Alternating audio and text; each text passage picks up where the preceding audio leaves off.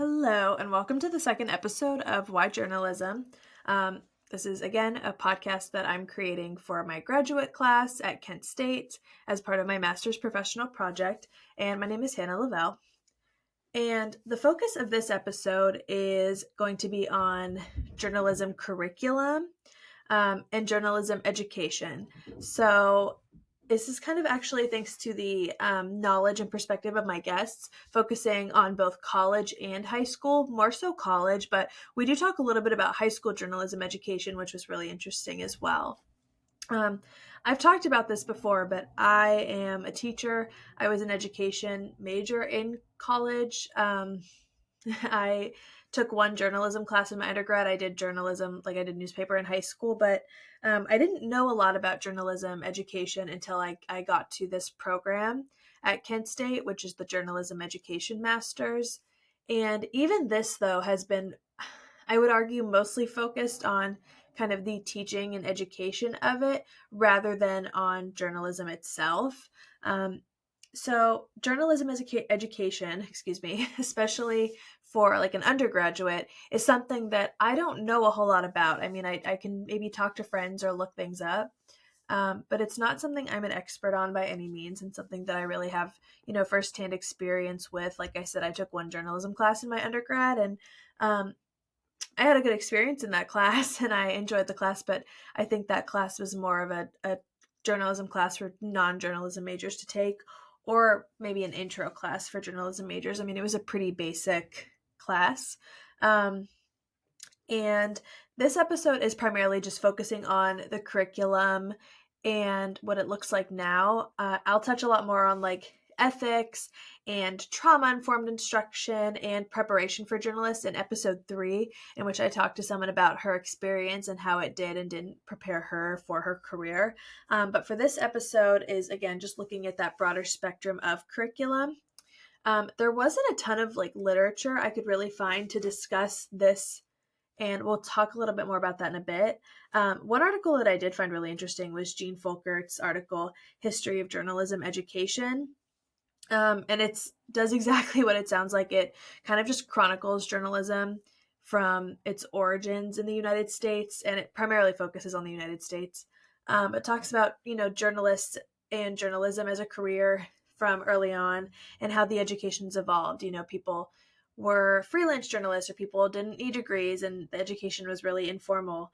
And it also talks about famous debates in that, such as like, do journalists really even need a higher education, or what should journalism standards look like? So that article really touches on that, which is really, really an interesting article to read. And I guess I never thought about it, but journalism education history is super loaded. I mean, there was a lot to take in, and there was a lot of like just discourse around it from 300 years or something, maybe not that long, but a long time of journalism education and discussions of that, and it was really interesting to read about. But I don't know, I did enjoy that article. I have my notes here, but another article is a really recent article. It came out in 2023, which was called The Inconsistency, I'm so sorry, I cannot talk, of Trauma-Related Journalism Education, Goals and Instruction, and that's by Elena Newman, Alicia Madrigal, and Joe Haidt. And that just details how a lot of universities seem to know that students should have and that they should be doing some type of trauma instruction, but kind of how few are actually implementing it, or to the certain extent they'll implement it, which is something I'll touch again a little bit more in this episode as well as in the next episode. But beyond trauma, it's actually quite difficult to find like what journalism curriculum looks like in, again, I'm primarily focusing on the United States, because it's so inconsistent. That's something really important to know, and it's something I talk to my guests about. But yeah, it is super, super inconsistent.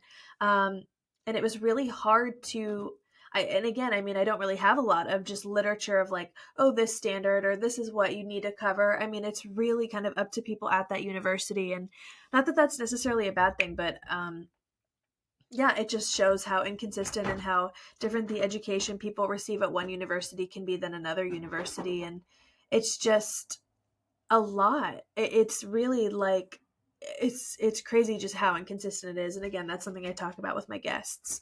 Um, so speaking of my guests, I have two guests on this episode, and my first guest is Erin O'Hanlon, and she is a teaching specialist at Stockton University.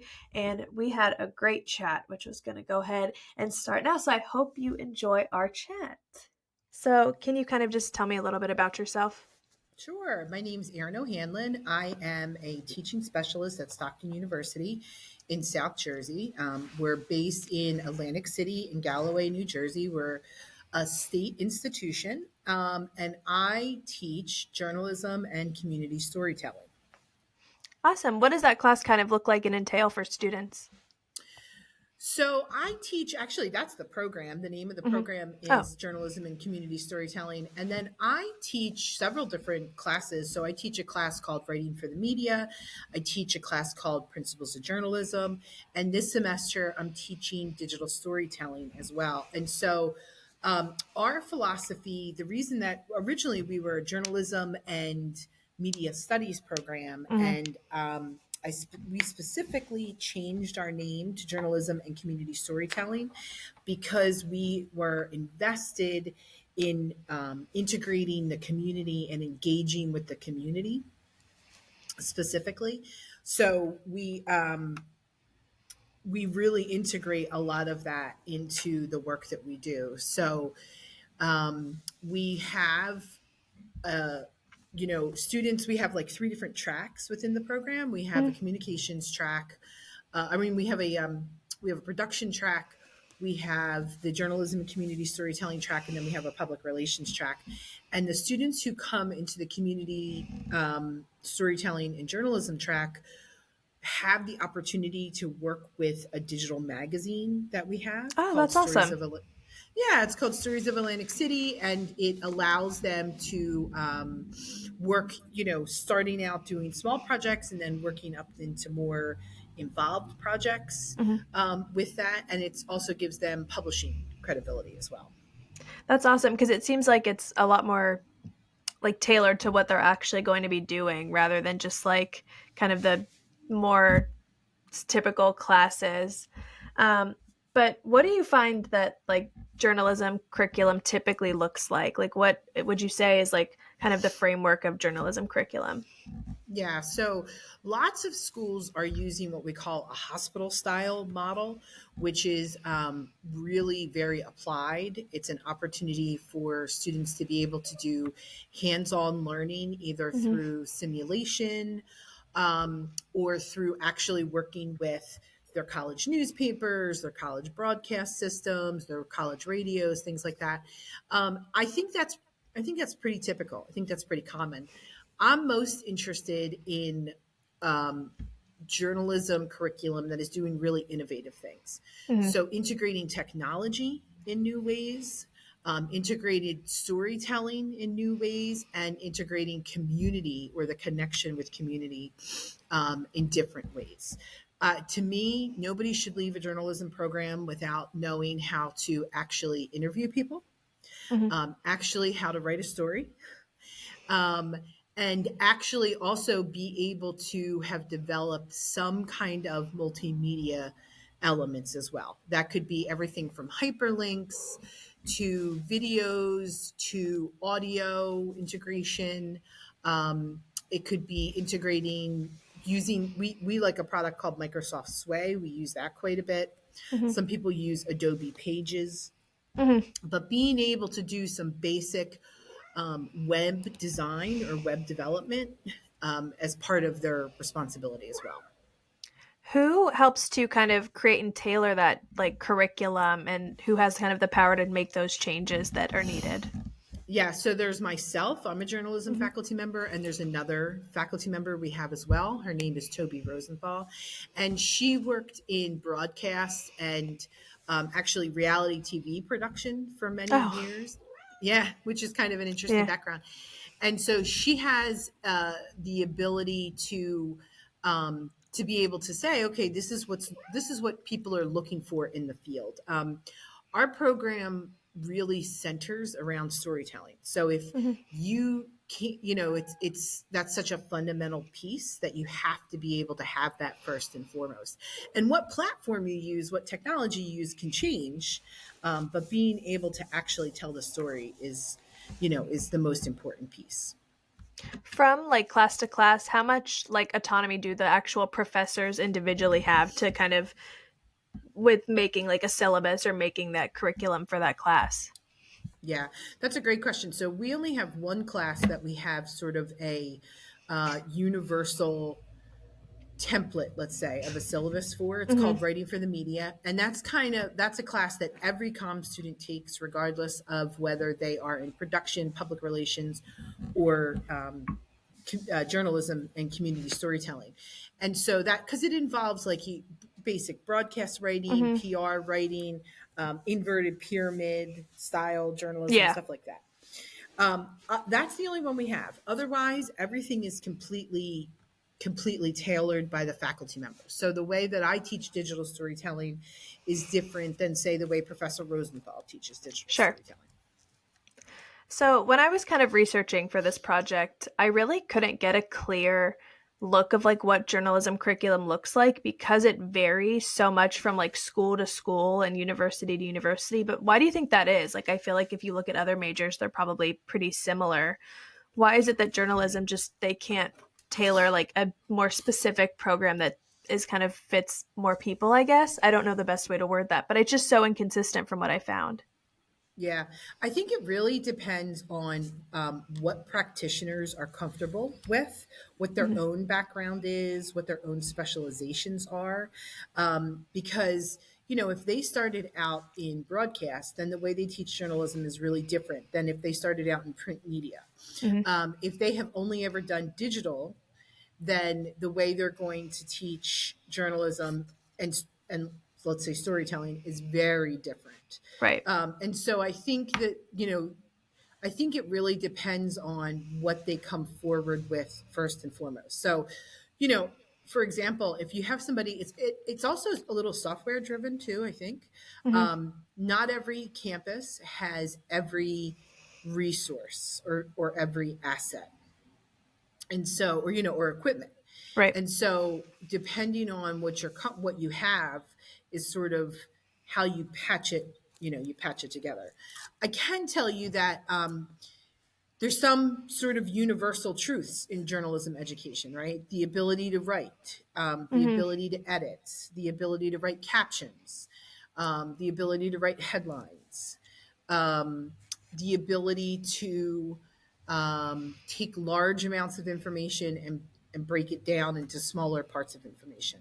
I would like to think that the ability to research, is a universal skill, but I Mhm. don't necessarily know that that's true. Do you think there's any things that are maybe over or under prioritized in journalism education? Like maybe we spend too much time on this thing and we should be spending some time on this thing?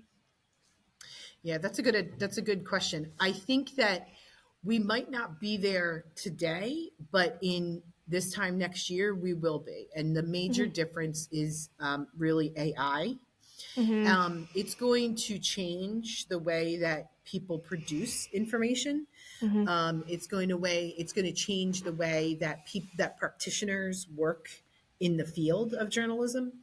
And so I think that it's going to have to then, by virtue of that, change the way that we teach as well. So I Yeah. think that yeah, I think that right now, I think we spend a lot of time teaching people how to write correctly and Mhm. how to edit correctly.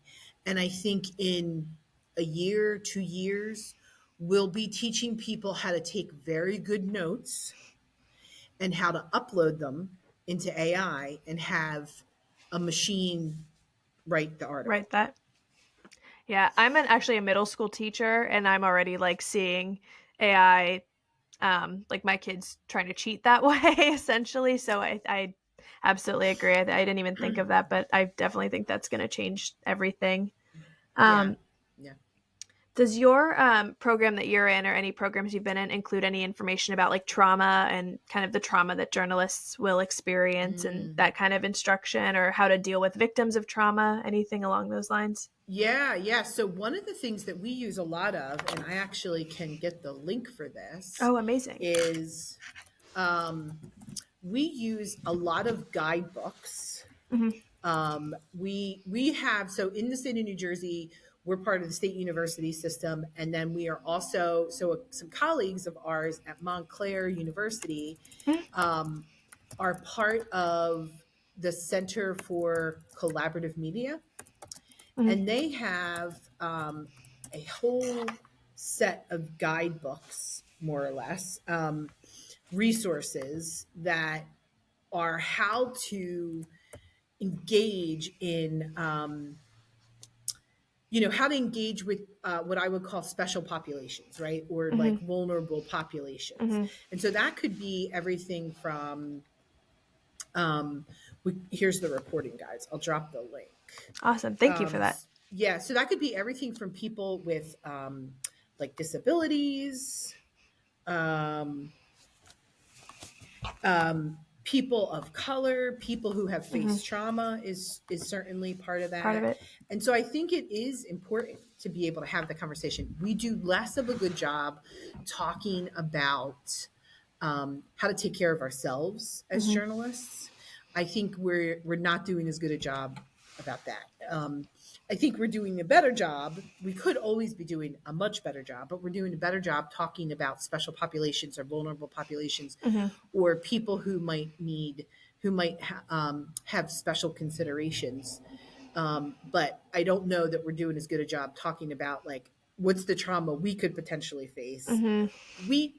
We talk in our program, we talk a lot about the difference between parachuting journalism, so just sort of parachuting into a situation, reporting on it, and then leaving, Hmm. versus being engaged and integrated into your community. And how do you write what you know, how do you write what you see, how do you make connections within community, so less extractive and more Yeah. supportive.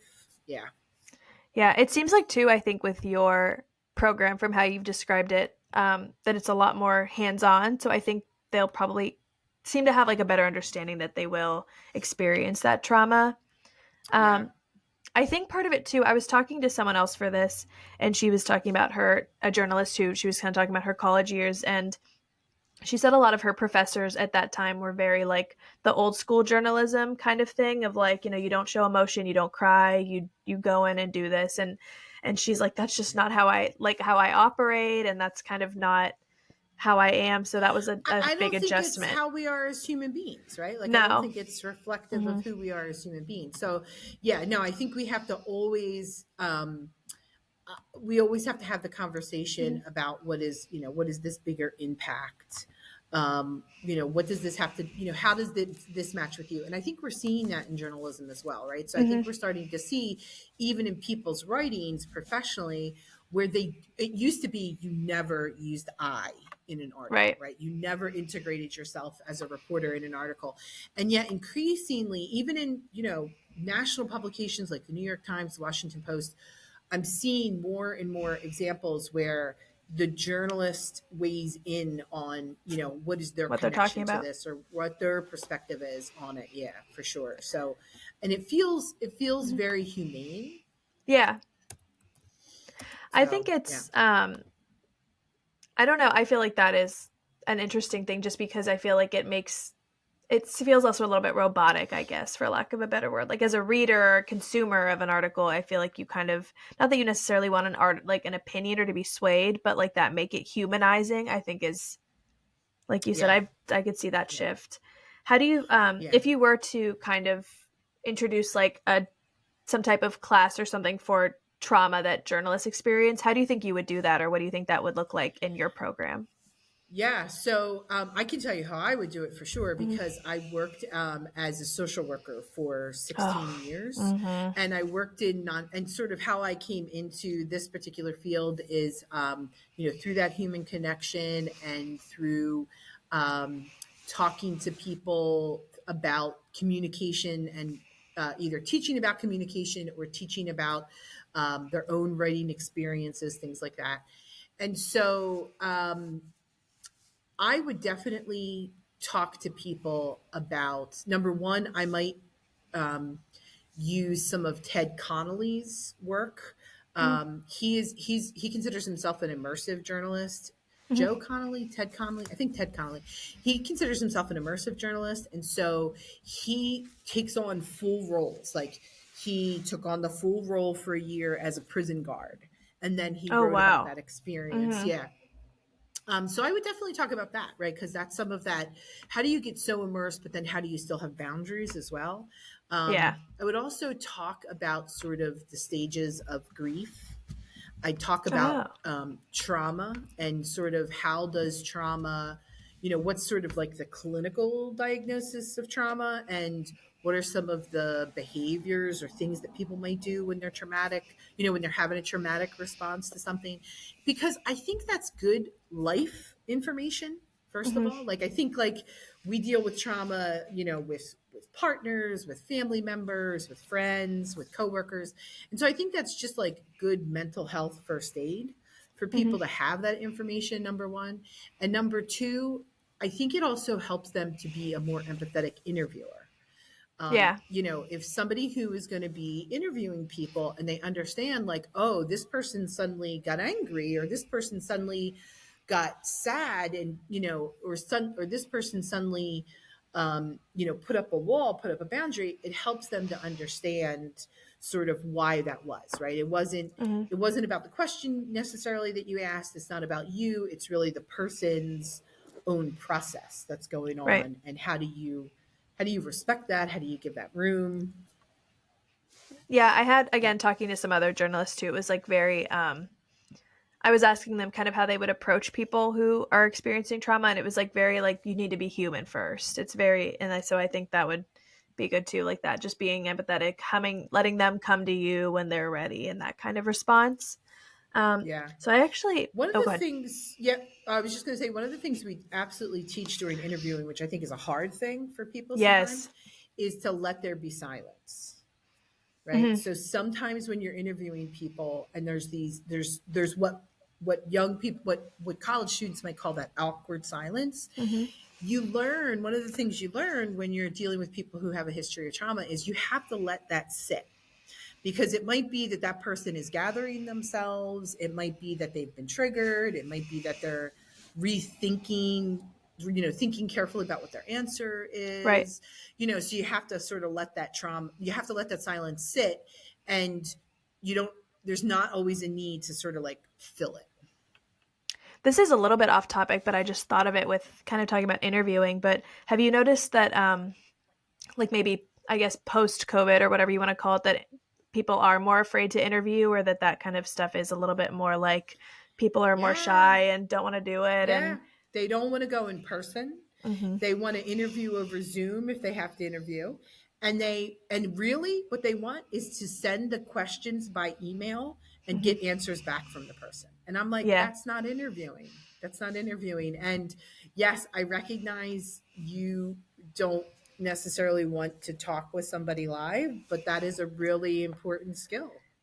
Yeah, I was just curious because I feel like like I see that with, like I said, I'm a teacher, but middle schoolers are very like, I feel like I've noticed a little bit of a shift, but even in myself, I feel like I'm kind of in that cusp age of like I was right out of college when everything happened. So it was like I find myself like things even like this over Zoom, I was a little bit anxious, like, which this has been Sure. great, but it's like Yeah. it's like Yeah. anxiety I never felt, I feel like, when I was younger, and now it's, I don't know. But I, Yeah. No, I yeah, get it. I get it. It I don't does know. seem to be a skill. It seems to be Hmm. something that we have to sort of we have to support them with. Yeah, like Yeah. just an extra push or something. Hmm. Um, but this is just kind of actually my last question, but it can be either in your program or just as a whole. What would be like the biggest change you would make in journalism curriculum or in education? Um, well, so within my program, I think that we are increasingly, as much as we have integrated the community, we Hmm. need to do it more. Mhm. We have mandatory internships in our program, which I don't think is typical. When I have looked at other journalism programs, some are really Yeah. theoretical and not as applied. And so I would say one thing that needs to happen is there needs to be a mandatory internship in every program. So that's number one.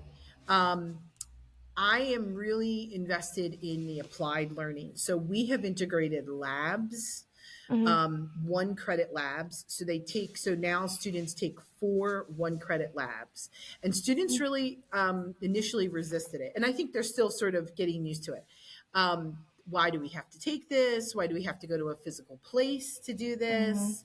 Um, you know, and when you get there, it's not like a lab, like a science lab, right? Where you Mhm. go through like, there's an assignment and the faculty is there to answer questions and to be available, but it's not like the same kind of spoon fed instruction. It's Yeah. more problem based learning.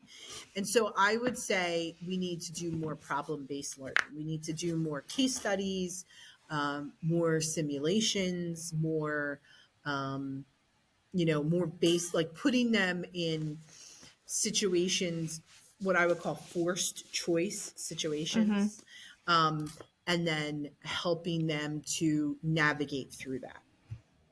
I love that.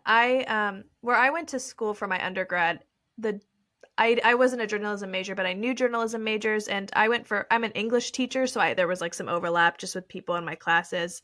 And Sure. it was very like I can't speak for it, and maybe it's changed since, but it felt like from what I knew very not applied. It was just very like, this is how to write this way, this is this, and like I was just always fat. Like we had a student newspaper, and the people on it like weren't journalism majors for the most part, Right, which I right, always right. like found so Which is odd. I was like, crazy, yeah, I right? was like, Like, wouldn't you want to like pursue that? And it wasn't a lot of like, they didn't write a lot. It wouldn't have been like a lot of work. I don't know. I just always found that interesting. So like hearing about your program. It sounds amazing. Just having all of that application, and just even if it's not yeah, perfect, it's just not sitting in a class and taking notes on how to write a how to lead. do this. Yeah, yeah, yeah. Yeah. No, for sure. It's far from a perfect program, but it is definitely one where I think we really value the applied learning experience. And Hmm. listen, that's hard post COVID, It right? is.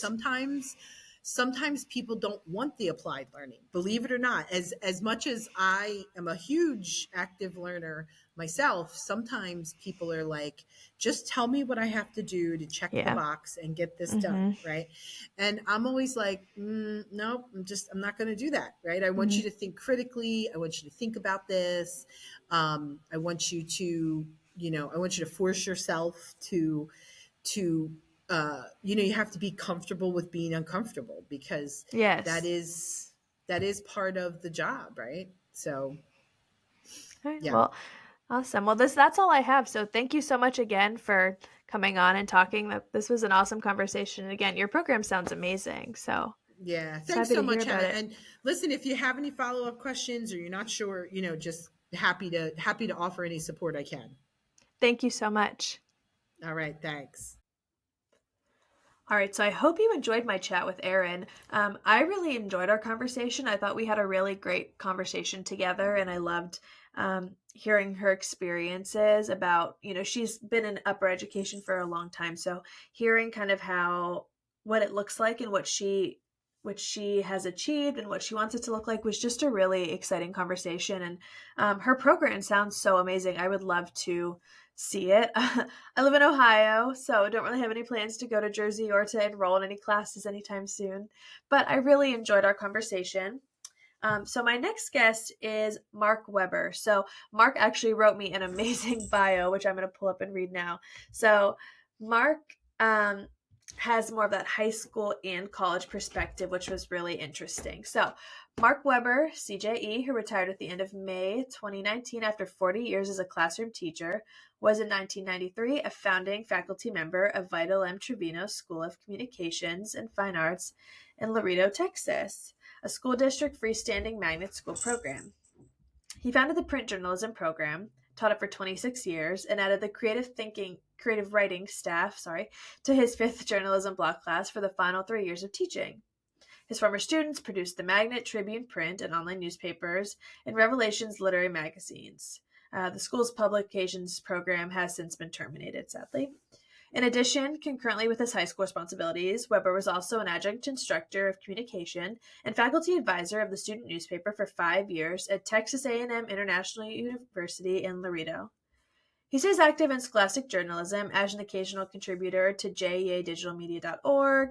He's a JEA certified mentor and critique judge, a Texas UIL journalism events judge, and is a JEA's mentor committee member. So, amazing bio there from Mark. It was so exciting to talk to someone from that high school and college perspective. I'm a middle school teacher, but I feel like high school, middle school aren't too far off. So it was interesting to talk to someone in a similar situation to me about that. And I also love just hearing a little bit and talking to him a little about JEA. I actually was really not super familiar with JEA prior to my enrollment in this program because I don't have like a newspaper or any journalism in my school currently. So it wasn't something I'd ever really even heard of until this program. And hearing so much about it, it is so amazing. So this is my conversation with Mark. I hope you enjoy. So after like reading your bio and kind of seeing how long and how much you did with journalism education throughout your career, how did you notice it kind of how did you notice journalism evolving and then therefore the curriculum evolving as well? uh, I started teaching journalism in 1993, and it was Mm-hmm. right at the end of Paste Up in the beginning of computer pagination.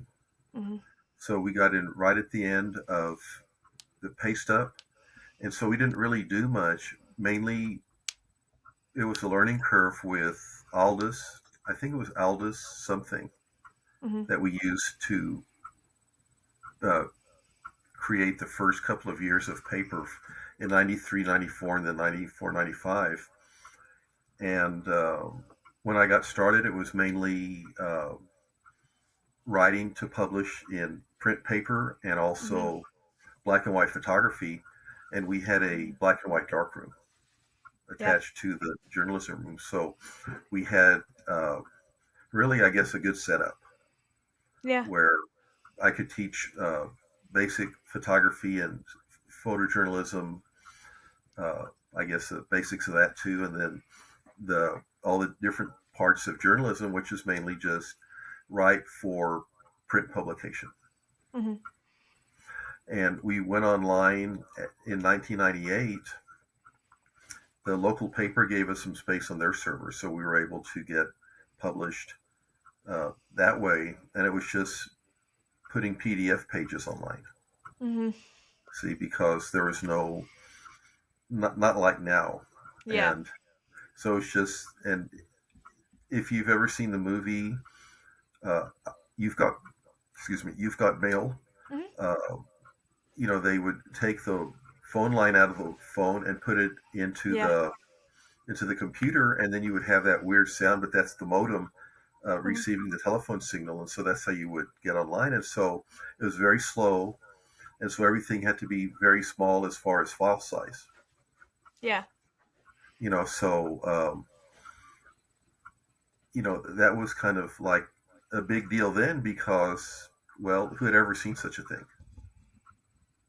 And then I had a big battle with the school district because they were concerned that students would be harmed by, I guess weirdos and such coming onto campus and Yeah. harming children. And I found it ironic because here's the same people that sat in those same chairs years ago or even decades ago were all of a sudden saying, no, you can't do this. And I'm saying, but students everywhere else are doing this. Why can't our students have the same opportunities? See, and so we're in the border. The whole district's Title One.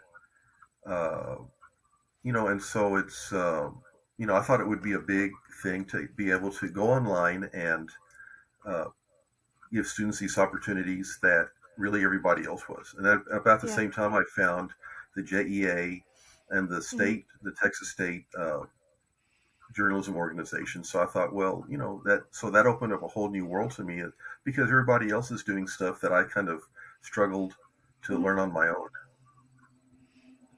Yeah, that's awesome. Um, what does journalism curriculum then look like at the high school level then and at the college level? The I know when I was an adjunct instructor, it was well, I was it was a one man show, really, me or one person Hmm. show, and they said, and basically they hired me as an adjunct. Okay, so I teach the class. They hired me as a special contractor to advise the paper. So I was getting two different incomes. Not a whole lot, but Hmm. Um, and they said, okay. And I asked, what do I need to do? And they said, well, what book do I use? I said, well, I don't know. We hired you. You should know. Oh, oh You my know, gosh. Yeah. so I got, where do I look? And so they told me. And so I picked a book and I got the AP style book ordered and got everything set up. And now what? Well, you need a syllabus. So I created that. They showed me, here's some samples. And so I created one. And, um, and really, I just followed what the book used as far Hmm. as the curriculum. And it was, uh, an introductory type lesson. And then it went into journalism ethics, media law, different types of writing, the Yeah. news stories, feature editorials, uh, and such. So, Just kind of like breaking that down. yes. And so, as I recall it, I think in my last, I used one particular book, and in the last edition, it was just starting to get into social media. Oh, okay. It was just, I think that was in 2011 and 12 was my last year that I was an adjunct. Hmm. And the book was just getting into here's social media, here's possible uses. Uh, and I don't have that edition, but I have the edition before the fifth edition, and it had nothing about social media. That's crazy how much it's probably all Yeah. focused on that. And Um, and then I was looking at the University of Texas, the journalism courses, mhm. and they actually have courses in social media. I bet. I feel like now You know, that's so much of it. and I had heard that Texas State University, which is close to University of Texas at Austin, has a Mhm. degree in social media and how to use it, and Oh my gosh. I can see applications for that definitely I think because it's so really too. become a specialized field. Hmm. Yeah, I know people who go into like PR type stuff. They're like Hmm.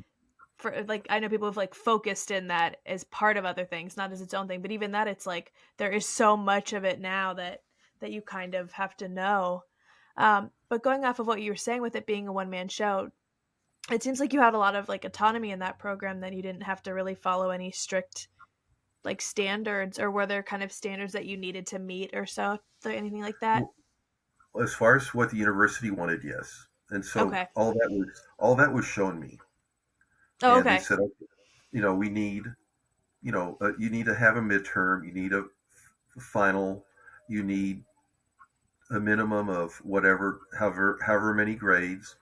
Hmm. Uh, there was a online program at the time called WebCT, Hmm.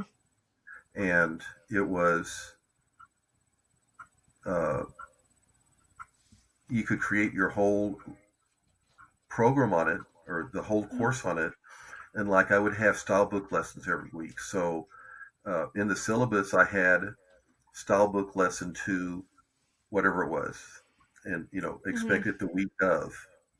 And so at midnight of the week of, that lesson would pop up. Okay. And at the deadline, it would close. Hmm.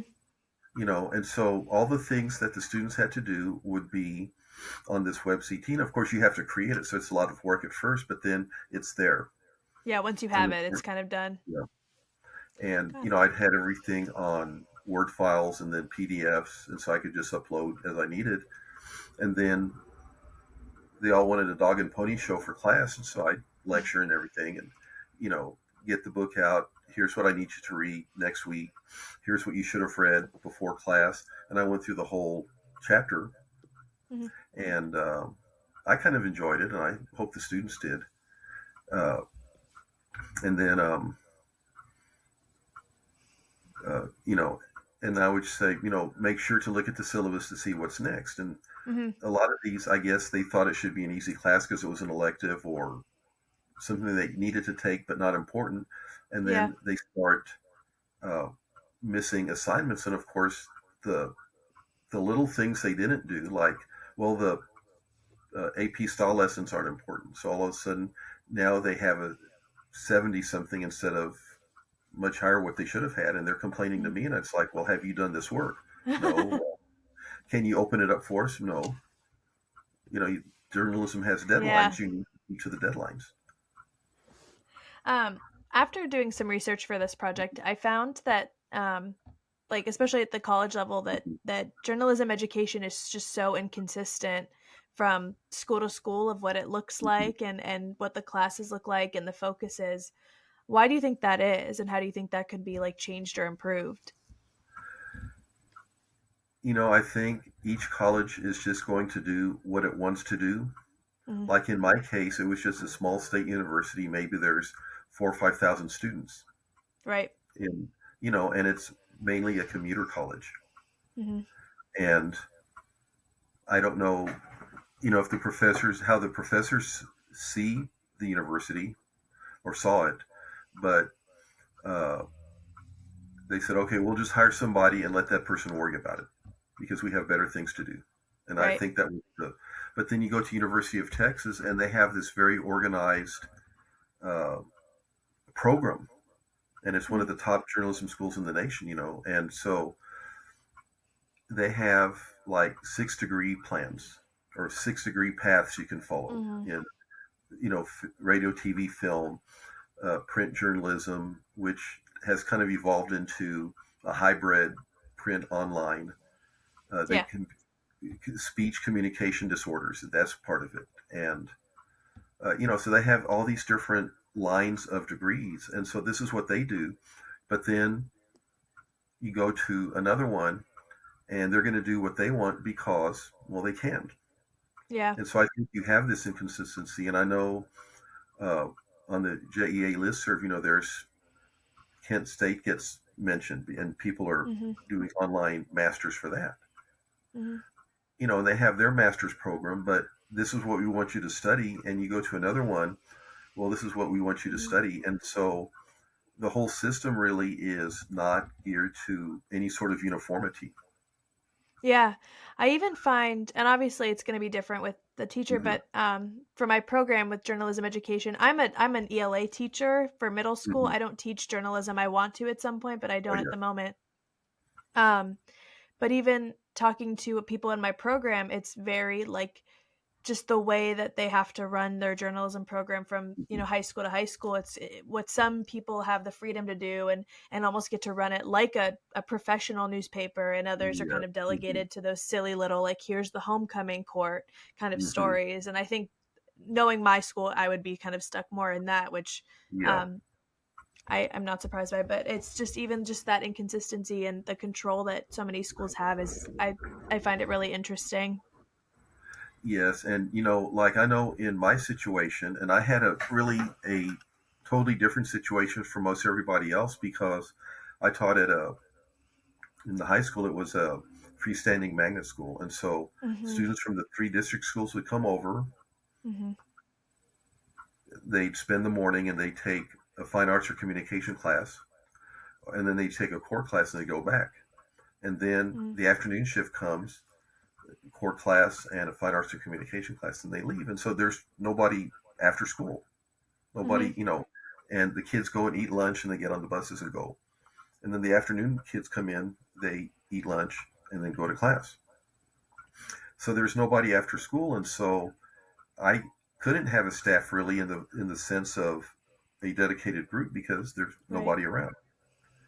So and then they would go back to the home schools and be in sports and the clubs and the Mhm. academic things they do. And uh, so what I did, I just have a constant rotation of ad hoc committees to do all the things a staff would be expected Yeah. to do. And so that would be different from most everybody else who has a staff. And then, like you point out, everybody's just trying to get around the restrictions of what the administrator is has imposed on them or hasn't Yeah. imposed on them. So, I think really, I don't know how you could unify everybody under one Hmm. umbrella, I guess, or university, the same thing. How do you unify everybody under one umbrella? Yeah, And that's something I'm kind of like I'm not trying to figure out, but like for this project like that wanted to explore more. Um mhm. Another big part of my project is like trauma and trauma education. Oh, So, yes. when you were more so at the college level, Mhm. was trauma kind of brought up to the students in any courses or anything that you were aware of, even if it wasn't you, maybe other professors or other teachers bringing it up, just not only how to deal with victims of trauma, but deal with their own trauma and what they'll experience as journalists? I'm not aware. I know that Hmm. somewhere in there, in if I know they had ethics because I know they had a philosophy Hmm. department, and so that type of thing would have been dealt with. I gave in the ethics unit. I had some supplementary material, and I also presented it to the high school students, but in a very watered down way because it was kind of Sure. strong. But it would be like things like you're the journalist, you come upon a boat wreck on the Hmm. shore. Uh, do you X, Y, or Z first? Hmm. In other words, does the job take precedent or does trying to help the people take precedence? Yeah. Or here's a picture of this child who been thrown out of a car and hit a tree in a traffic accident. Uh, do you use these photos? Hmm. And yes, because it's news and the public deserves to know. No, because it's uh, who wants to see this? And so it would spark lively debate in the college class because everybody it's yes or no. There's Right. no who care or who cares or any sort of middle ground. It's yes we should, no we shouldn't, and then it's like, well, which is the right position? And so you realize, well, it's not so much that there's a right or wrong, but what is the right thing to do for your Hmm. audience? I like that a And lot, the scenarios, and the it mhm, helps kind of humanize situations or make them yeah, think both parts and as a human, but also their job or. I thought that was one of the better lessons I would present every Hmm. semester in that class because it got everybody really involved in the class instead of just sitting there waiting for me to quit performing. Uh, and then in the high school, of course, you couldn't get quite as graphic because it's just not going to Sure.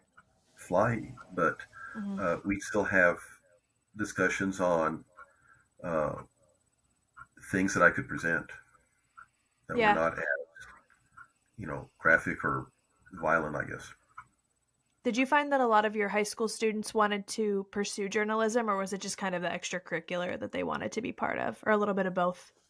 It was mainly extracurricular Hmm. because see, at our situation was at the school, Fine Arts and Communication Magnet. It was the first one the district opened. Hmm. It was apart from all the three high school campuses, Yeah. and they would use the course offerings the state offers to create a 4-year program in each of the areas. So, like in mine, print journalism 4 years, broadcast journalism 4 years, Oh, um, awesome. dance 4 years, theater 4 years, visual arts 4 years, and so there's all these 4-year programs, uh, which is not something high school students usually get to do. No, that's awesome. And so the I think that the big challenge is because you have 4 blocks uh, in a day, and Hmm. you have freshmen through seniors in the class, and so you have repeating students. Mhm. Uh, what do you do to keep the older ones engaged while you teach the new ones? Because Yeah. there's no way really to have a basic class and more advanced because it's Mm-mm. going to work. Yeah.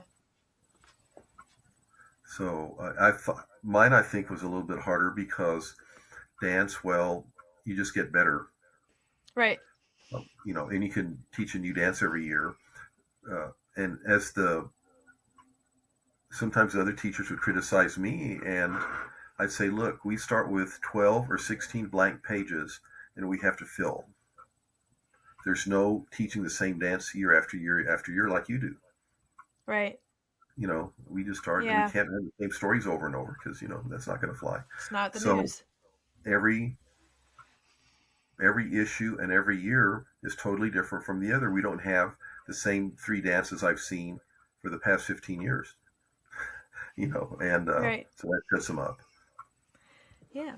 So this is actually my last question, so didn't hold Okay. you for too long. But it's what would you change about journalism curriculum in the United States? And that's high school level, college level, or just overall, either one or both. I think I try to seek more unity in Mm. what's presented, and I know the JEA has done that pretty good through the Yeah. CJE and MJE.